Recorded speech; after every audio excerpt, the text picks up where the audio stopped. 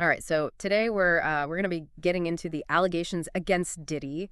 These accusations are well, they're pretty serious, and they paint a pretty dark picture, to say the least. And it's even landed him behind bars. But here's the thing: he was denied bail, which is kind of unusual, right? Hmm. For someone of his stature and influence, it suggests that maybe this isn't just another celebrity scandal that's going to be brushed under the rug. Yeah, exactly. I mean, denying bail in a case this high profile, it kind of tells you that the judge sees these accusations as credible and potentially very damaging. It's a sign that the justice system is taking this very, very seriously. And these accusations are coming from multiple people, Mhm. 11 to be exact. But we're going to be focusing on Thalia Graves' case today. Her story is especially unsettling because of one detail that sets it apart from the others, and that's the alleged recording of the assault. Yeah, that's a chilling detail for sure. It adds a whole other dimension of potential harm and exploitation to the whole thing. It's not just the assault itself, but the possibility of it being circulated or even sold. Ugh, it's just sickening to even think about. So before we get into that aspect, let's break down Graves's accusations. She alleges that over 2 decades ago, she was drugged and then raped by Diddy and his bodyguard. And the really awful part is she describes the profound impact this trauma has had on her life. She uses phrases like internal pain and feeling emotionally scarred, and even struggling to feel safe in her own skin. These aren't just words. Yeah. They speak to the potential for long-term psychological effects, Hmm. things like PTSD, which unfortunately often haunt survivors of sexual assault.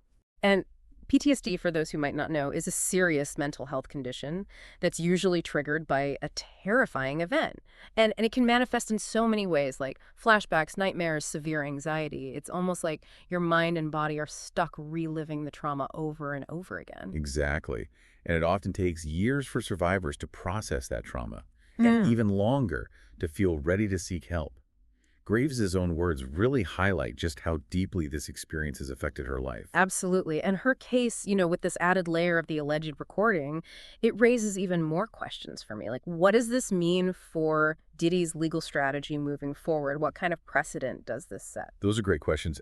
And to answer them, we need to really consider the legal implications of the alleged recording itself, because that's where things get really murky. We're talking like seriously murky legal waters with this recording, right? Oh, absolutely. Distributing sexually explicit content without consent, especially when it was filmed under duress, like this could fall under what's known as revenge porn laws. Yeah, which sadly we seem to be hearing more about these days, but it's still kind of a newer area of law, isn't it? It is, and the specifics can be kind of tricky because they vary from state to state. But in general, revenge porn laws are meant to protect people from the immense harm and exploitation that comes with having their most personal and violating moments shared without their consent.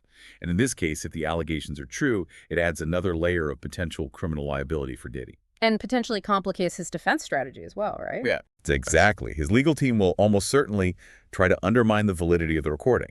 They'll question its origins, maybe even try to cast doubt on whether it actually shows what Graves alleges it does. It's a pretty standard tactic in cases like this, unfortunately. God, it's all so calculated and manipulative, assuming these allegations are true. To use someone's pain, their vulnerability against them like that, it's just, oh. It's a terrible violation, there's no doubt about it. Right. And this case, with Diddy's fame and fortune, really brings to light a much larger issue: the massive power imbalances that exist not just within the music industry, but in so many other industries as well. You're so right. We've seen these kinds of accusations and reckonings in Hollywood, in the tech world, even in politics.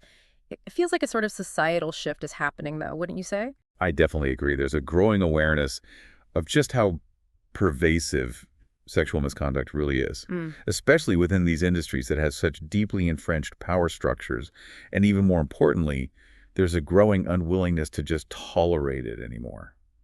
People are speaking out, they're demanding accountability, and they're supporting survivors in ways we haven't really seen before. It does feel different now, like we're finally having these long overdue conversations about consent, Hmm.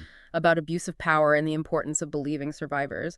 But what will this actually mean for Diddy in the long run? What are the potential consequences he could actually Well, that's face? the million-dollar question, isn't it? I mean, realistically, what could happen? We've seen these types of accusations completely derail careers and tarnish legacies.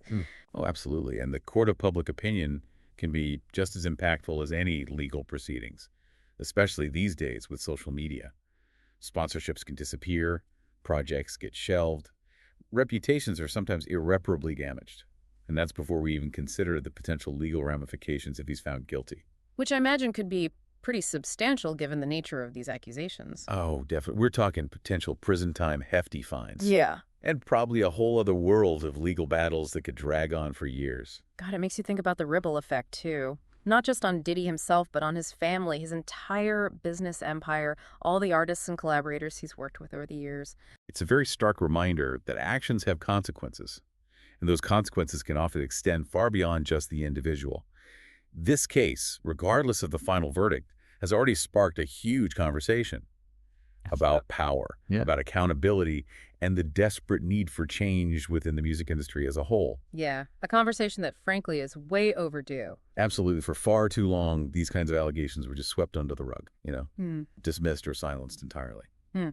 But I think we're finally seeing a real shift, a collective refusal to just accept the status quo. That's encouraging, at least. It really does feel like we're at a turning point in some ways. I'd like to think so, but it can't just be about calling out bad behavior, Hmm.